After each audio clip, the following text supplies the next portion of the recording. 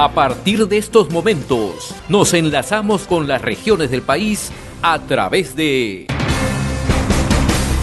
Conexión Perú. Te informamos y te acercamos al Perú. Qué gusto saludarlo, mi estimado doctor Jorge González Izquierdo. Muy amable como Hola siempre. José, ¿cómo estás? Muy Que buenas tardes, muchas gracias por la invitación.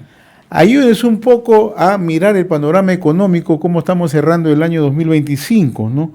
¿Cuál ha sido el comportamiento o cuál va a ser el comportamiento de nuestra economía al cierre del 2025, doctor? Mira, ve, el 2025 estamos cerrando con la economía peruana caracterizada por lo siguiente. Primero, este año ha sido un año con estabilidad macroeconómica, repito, ha sido un año con estabilidad macroeconómica. Y a veces las personas dirán, ¿y eso para qué sirve? ¿Eso qué importa? ¿Cómo se come eso? Cuando hay inestabilidad macroeconómica, el gobierno de turno y el país en general no pueden, digamos, trabajar bien. Mire lo que pasa en estos momentos, lo que está pasando en el país hermano de Argentina. En el país hermano de Argentina no hay una estabilidad macroeconómica, todavía no lo alcanzan. Entonces ellos se preocupan de primero alcanzar la estabilidad macroeconómica para que de esa forma tener el suelo tranquilo y poder pensar en cómo resolver los problemas fundamentales de la sociedad peruana, como la pobreza, extrema pobreza, falta de oportunidades, etc. ¿Y por qué digo yo que hay estabilidad macroeconómica? Por cuatro factores que hay que mirar. ¿Cuáles? Primero, inflación. Ya no tenemos un problema de inflación en el Perú.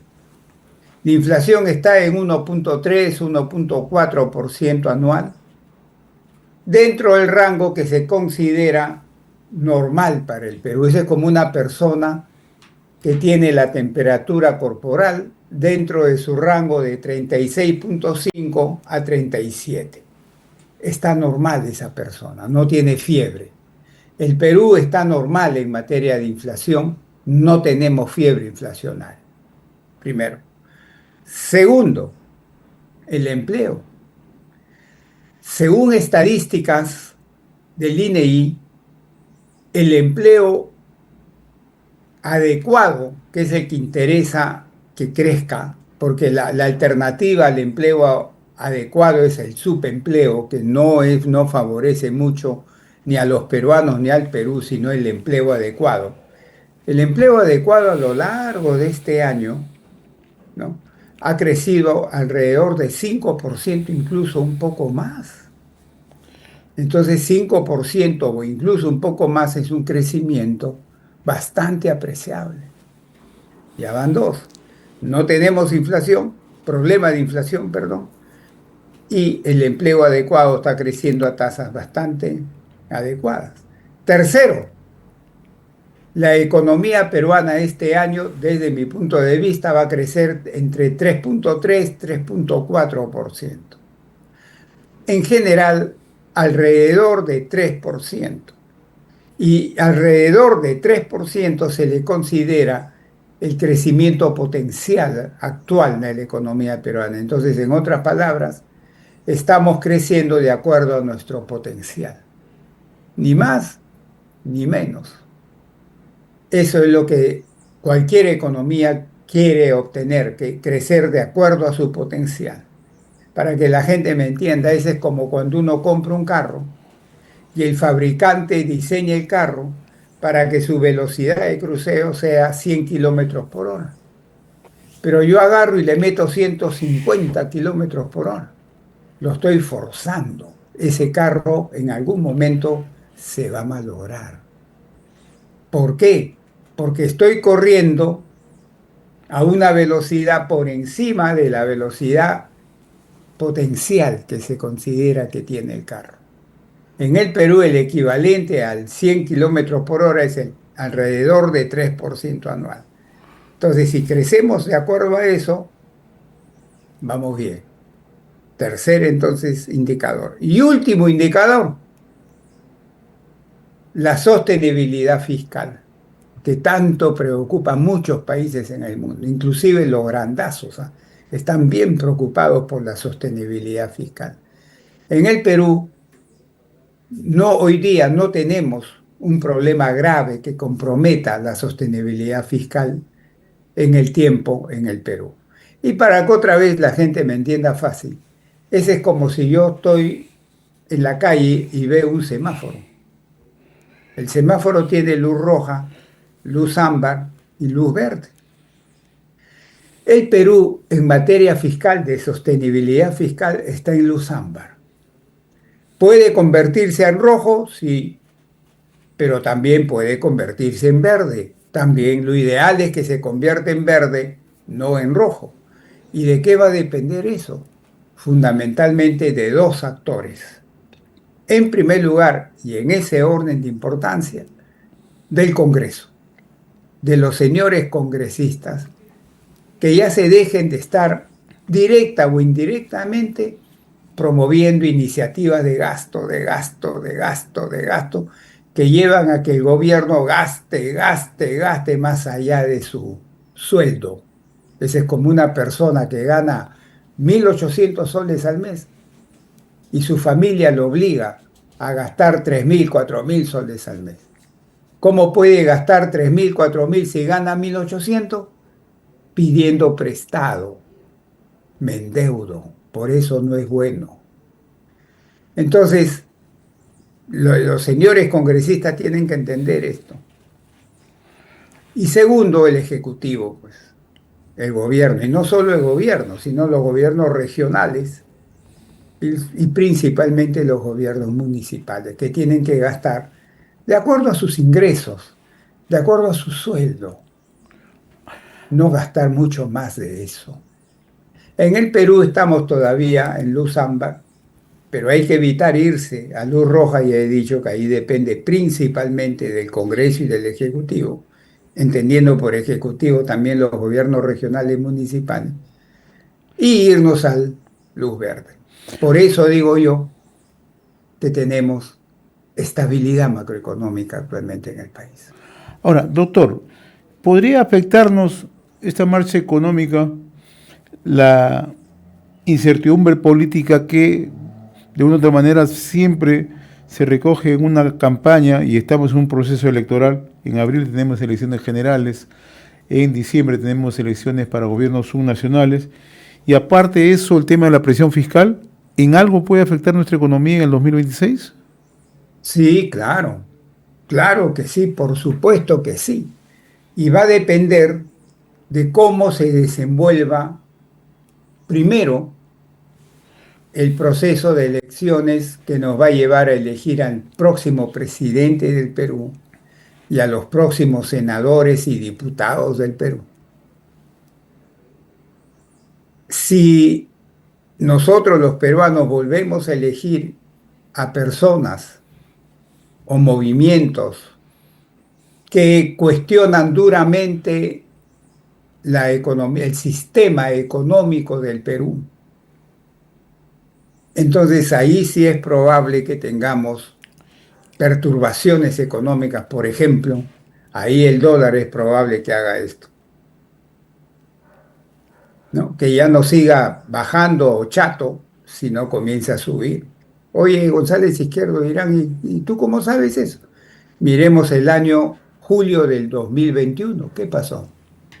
El dólar comenzó a subir fuertemente en ese periodo y llegó a 4 soles 10, 4 soles 11, 4 soles 12. ¿Y por qué? ¿Por qué?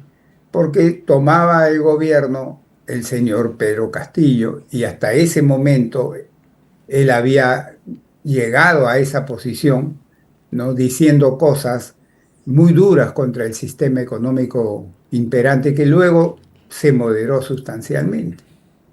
Entonces ahí tenemos un ejemplo que espero que no se vuelva a repetir ahora, José, porque si no vamos a tener otra vez problemas económicos. Y esta estabilidad macroeconómica que yo hablaba se puede romper. Ahora, uno de los grandes retos que siempre enfrentan los gobiernos es generar confianza al país. En medio de un proceso electoral, ¿cómo más o menos percibe usted, doctor, que se puede mover la inversión privada fundamentalmente, que es la que mueve nuestra locomotora, la que mueve la aguja en la economía? Mira, José, en el corto plazo, entendiendo corto plazo, por ejemplo, 2025, 2026, en el corto plazo el principal motor que mueve la economía, ¿saben cuál es? El consumo privado, el consumo de nosotros. Esto, tanto de personas como de empresas, el gasto en consumo. El consumo privado pesa alrededor de 60% en la economía, en el PBI peruano. Vuelvo a repetir, 60%, es un motorzote. Y en segundo lugar, un motor potente también, pero más chico, es la inversión privada, que te pesa alrededor de 15% del PBI peruano. Entonces, el gasto privado en consumo y en inversión es el que pesa. Mucha gente cree que es el gasto público el que pesa. No, también equivocado. Los motores fuertes que empujan a la economía peruana es el gasto privado en consumo primero y en inversión después. ¿Y qué está pasando? Todo este año, por ejemplo, el consumo privado ha crecido a tasas entre 3 y 4%, que son tasas que se consideran bastante razonables para una variable llamada consumo privado. Y la inversión privada, para sorpresa mía y de muchos, es probable que termine esa variable creciendo. ¿Saben cuánto? La inversión privada nomás, ¿saben cuánto? Casi cerca del 10%. Una tasa, obviamente, que pocas veces se ha visto en la historia económica del país. Y es muy difícil que se sostenga en el tiempo, ¿no? No es su tasa natural de crecimiento, su tasa natural es bastante menor ¿Y al a qué ha 10%. obedecido ese crecimiento del 10% que podemos... Básicamente a dos razones. Primero, está habiendo un boom en inversión minera que no se veía hacía años. Boom en la inversión minera que no se veía hacía años. No tanto en nuevas minas que ya empiezan este año, es muy probable que Tía María se comience a hacer a partir de enero, eso va a empujar también fuertemente, sino inversión de exploración, inversión de construcción, otro tipo de inversión. Ampliaciones, ¿no? Ampliaciones en curso. Así es. Mejoras también. Y luego la inversión no residencial, no minera, que es el grueso de la inversión en el Perú. Tipo, ejemplo pongo, inversión tipo como el megapuerto de Chancay, inversión tipo como la línea 1 y 2 del Metro de Lima, y ahora que se va a lanzar, esperemos que empiece en el año que viene la línea 3 y 4, inversión tipo de la ampliación del aeropuerto Jorge Chávez. De esas hay un montón de ese tipo de inversiones que son las que están también empujando esta tasa que te digo que es probable que se acerque al 10% para este año. Ahora, estas dos variables, el consumo privado y la inversión privada, es bien sensible a las expectativas. Y las expectativas se forman en base a la información que los agentes económicos toman del medio ambiente en el cual estamos. Entonces ahí viene el tema político de la campaña política que te acabo de decir. Si esa información que los agentes económicos absorben para formar sus expectativas y ahí y en base al cual deciden seguir consumiendo a esa velocidad o seguir invirtiendo a esa velocidad o no, va a depender de cómo se maneje pues el proceso de elecciones para presidentes, senadores y diputados. Ahora, el entorno internacional, ¿cómo lo ve usted? ¿Nos puede seguir favoreciendo? Por ejemplo, en el tema de Sí, mira, el agroexportaciones. entorno internacional nos está favoreciendo fuertemente, ¿ah? También a mí me ha sorprendido, eso van ya 2 años para tercer año en que los términos de intercambio están creciendo a 2 dígitos, es decir, tasas de 12, 14, 15%, que son crecimientos pues pocas veces vistos, ¿ah? Que no son sostenibles tampoco, ¿ah? Pero que mientras se den, te ayuda muchísimo. Por eso es que hoy día el total de exportaciones del Perú, de bienes y servicios, el total de exportaciones, se está acercando por primera vez a los 100.000 millones de dólares, ¿no? Principalmente, no únicamente, pero principalmente por un efecto precio, que el precio de las materias primas, llámese cobre, oro, plata, zinc, etcétera, han hecho así, pues, están por los cielos. Entonces, obviamente, si el precio crece mucho, crecen mis ingresos también. Y a eso también que ha habido un aumento importante de cantidad exportada, ¿no?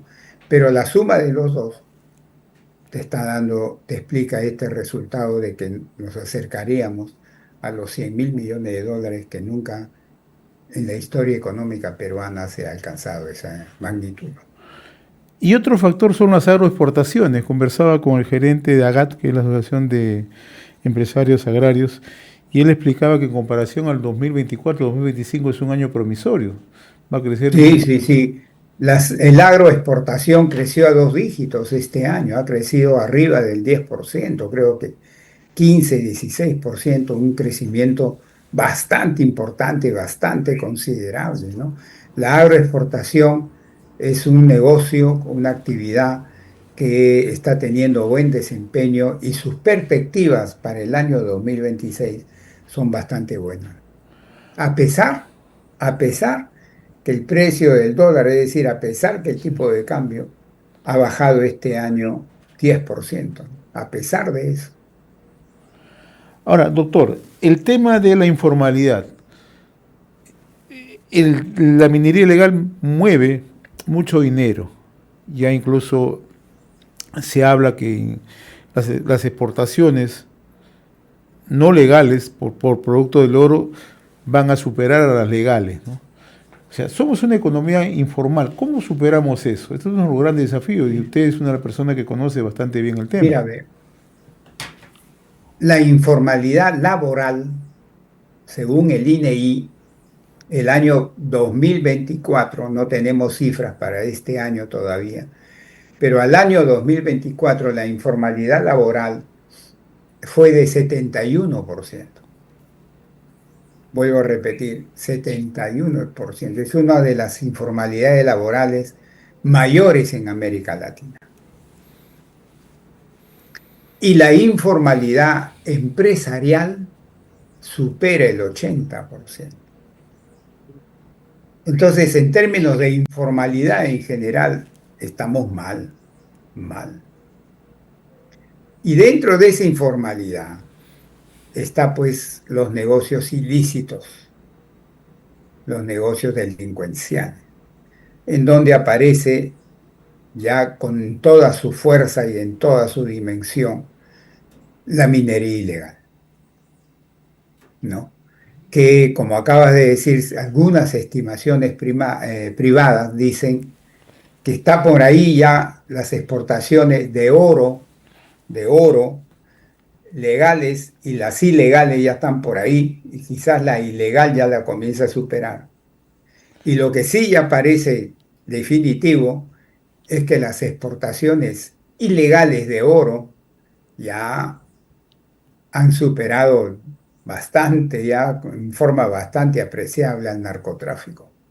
O sea, se ha convertido en, digamos, la principal actividad, entre comillas, ¿no?, de exportación del Perú, la exportación de oro ilegal. Y eso se produce por el precio, pues, del oro. Ha superado o sea, por primera vez, creo, si mal no recuerdo, los $4.500 la onza Troy, que es una barbaridad de precio. Por una oncita así te están cobrando $4.500. Con esos precios, o sea, la actividad del oro, con esos precios se vuelve tremendamente rentable. Entonces, tratar de combatir a esa actividad ilegal del oro va a ser muy difícil mientras esos precios se mantengan. ¿Por qué? Porque la rentabilidad esperada es tan alta, que siempre va a haber gente dispuesta a meterse ahí. Es como el narcotráfico. El narcotráfico tiene, acá en América Latina, tiene décadas y siempre aparecen capos. ¿Por qué? ¿Por qué? Si esta gente sabe que a la larga los van a chapar y van a terminar presos de por vida o en los países de América Latina o en Estados Unidos. Y uno diría, pero si saben eso, ¿por qué se meten? Por la tremenda rentabilidad esperada, pues, del narcotráfico. Algo similar está pasando ahora con el oro. Es tan grande la rentabilidad esperada que siempre va a haber gente que se va a meter. A pesar de que te cae la policía, te cae el ejército, siempre va a estar presente. Entonces lo que hay que tratar ahí es de hacer un cálculo económico, ¿no? Hay Final, que... Sí, sí, dime, José, dime. sí, interesante lo que usted dice. ¿Y ese cálculo económico, qué proyecciones podría tener un poco para mirar el escenario? Mira, el cálculo económico es la rentabilidad de meterme a la minería ilegal del oro es muy grande para disuadir a la gente que se meta.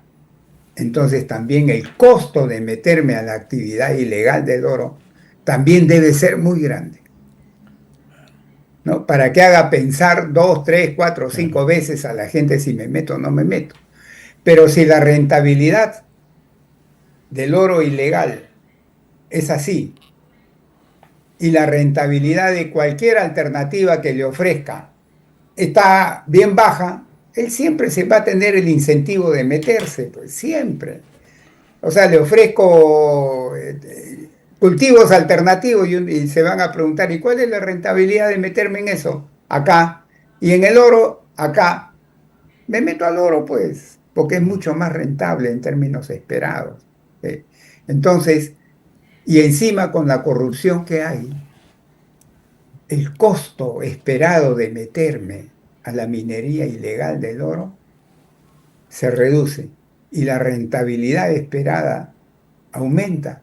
Entonces siempre vas a tener gente dispuesta a meterse a ese negocio.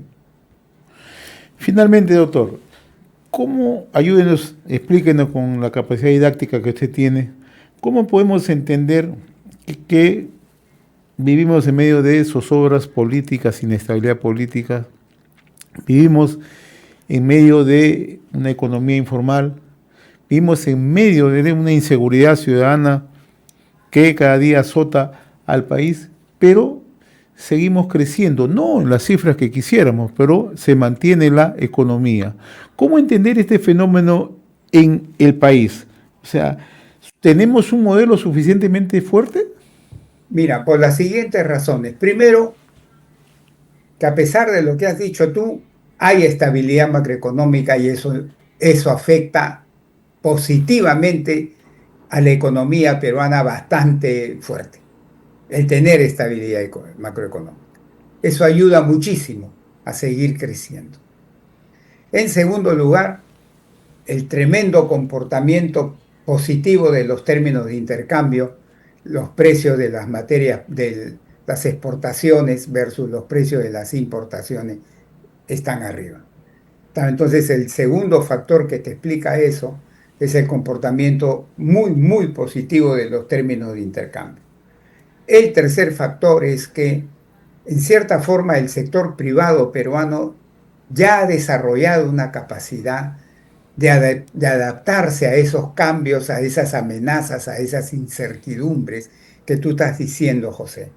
Con el paso de los años, de los quinquenios, décadas, ya ha desarrollado una especie de adaptación, de saberse adaptar. Y eso también está ayudando mucho.